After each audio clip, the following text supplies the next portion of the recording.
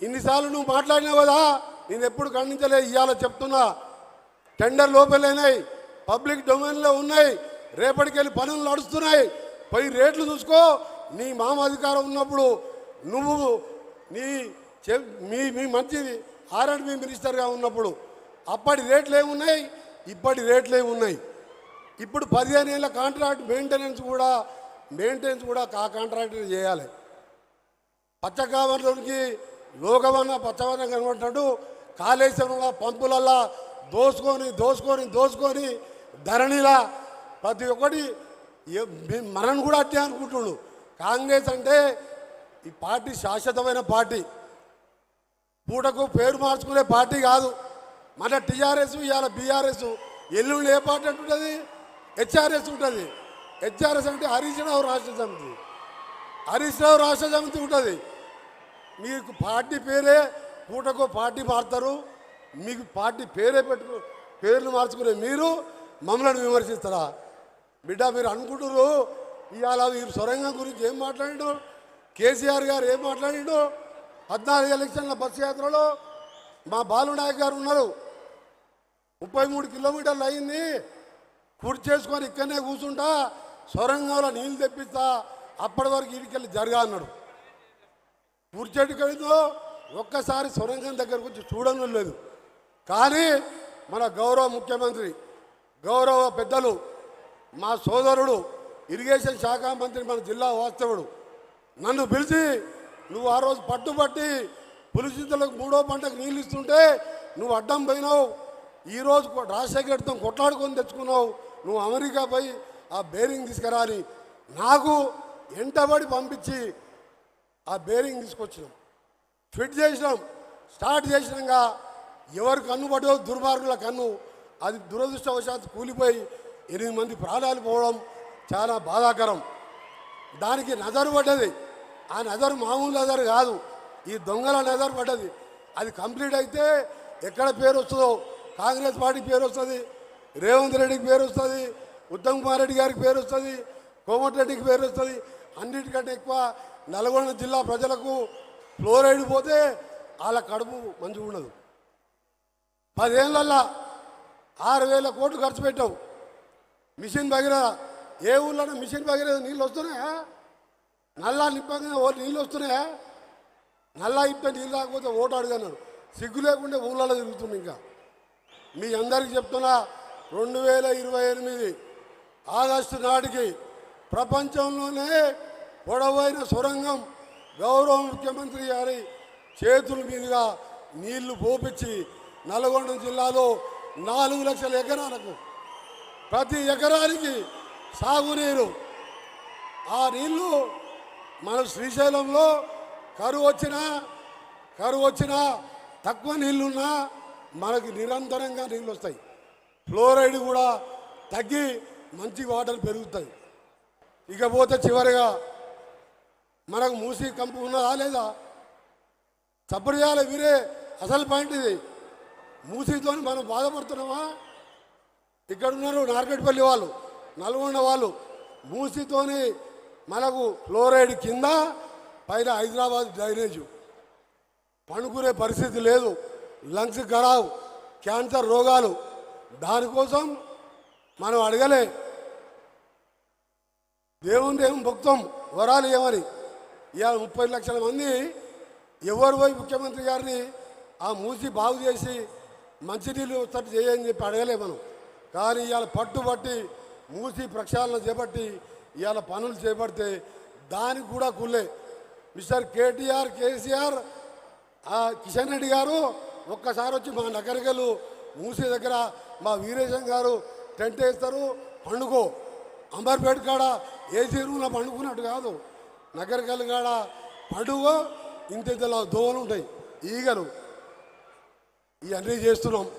మీ అందరికీ చివరగా ఒకటే చెప్తున్నా, మన నాయకుడు ఇంకా ఉత్తమ్ కుమార్ రెడ్డి గారు, భట్టి గారు మాట్లాడిన తర్వాత మన గౌరవ నాయకులు మాట్లాడతారు. నేను ఒకటే, మనకు తప్పకుండా నల్గొండ అంటే ఏది? పోరాటాల జిల్లా. పోరాటం అంటే నల్లగొండ. చాకలి ఐలమ్మ, మల్లు స్వరాజ్యం, రావి నారాయణ రెడ్డి, ఆఖరి కొండా లక్ష్మణ్ బాబూజీ మళ్ళా పక్కకే ఉన్న ఇక్కడ విగ్రహం పెట్టుకున్నాం.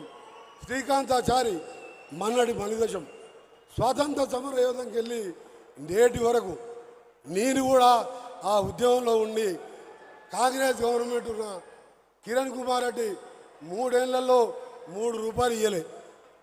10 ఏళ్ళు తెలంగాణ కూడా కొట్లాడితే కేసీఆర్ 10 రూపాయలు కాదు కదా అపాయింట్మెంట్ ఇవ్వలే నాకు. అందుకనే మా గౌరవ ముఖ్యమంత్రి గారిని నా రిక్వెస్ట్, ఇది పోరాటాల గడ్డ, జిల్లా కేంద్రం. లక్ష్మణ్ బాబూజీ మంత్రి పదవిని మనం తీసుకోలే. 94 ఏళ్ళ వయసులో దీక్ష చేసి ఢిల్లీలో. నా పరిస్థితి కూడా అదే ఉన్నది కాబట్టి మా జిల్లాకి నా కాన్స్టిట్యూన్సీకి ఉత్తమ్ కుమార్ రెడ్డి గారు ఉత్తమ్ క్యాబినెట్ అసలు నన్ను అడగనిక్కలేవు కదా.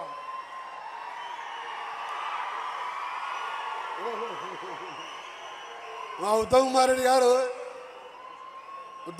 గారు అసలు నా డిమాండ్ చెబుదామంటాకే మన ముఖ్యమంత్రి గారిని మాటలలో పెట్టిండు. ఏడు శాంక్షన్ చేస్తున్నాడు వెంకరెడ్డి గారి. అందుకనే చెప్తున్నా, మా గౌరవ ముఖ్యమంత్రికి రిక్వెస్ట్, తెలంగాణ ఉద్యమంలో నాకైతే సాటిస్ఫాక్షన్ ఉన్నది, తెలంగాణ వచ్చింది. కానీ నా కాన్స్టిట్యున్సీ 3 ఏళ్ళు కిరణ్ కుమార్ రెడ్డి కేసులు కూడా పెట్టించి నా మీద నిధులు ఇవ్వలేదు.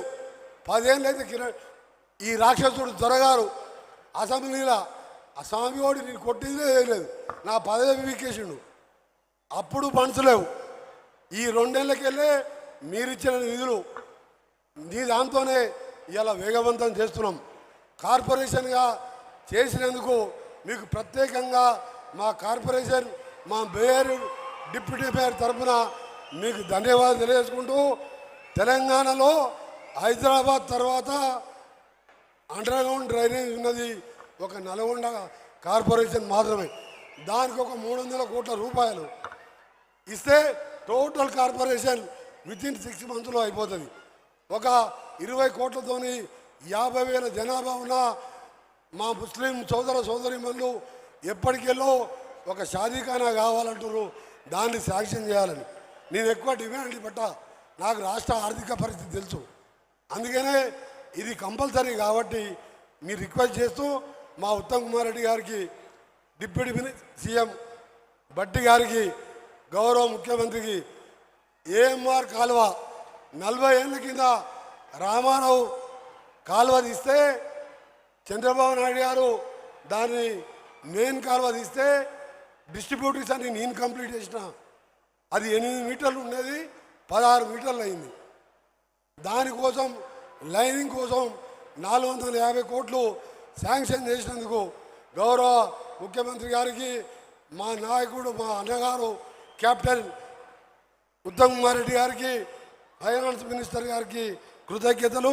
ఇంకొక 500 కోట్లు ఇస్తే టోటల్ లైనింగ్ అయిపోతుంది. సొరంగం కంప్లీట్ చేయండి.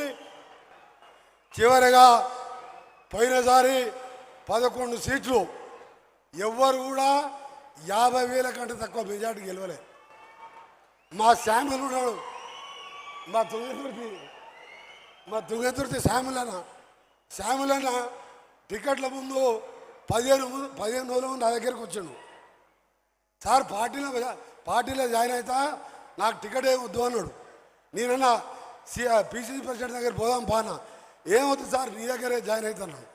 సరే టికెట్ ఇచ్చినాం. ఆయన దగ్గర 50,000 కూడా లేవు, 65,000 మెజార్టీ వచ్చింది. అట్లా 11 సీట్లు, 2 పార్లమెంటు, దక్షిణ భారతదేశంలో మంచి మెజార్టీ, ఎక్కడ రాలే ఈ మెజార్టీ. దీనికి డబల్ మెజార్టీతో సూర్యాపేటను కూడా గెలిపించుకొని 12 2 పార్లమెంటు, రాష్ట్రంలో 100 సీట్లు పై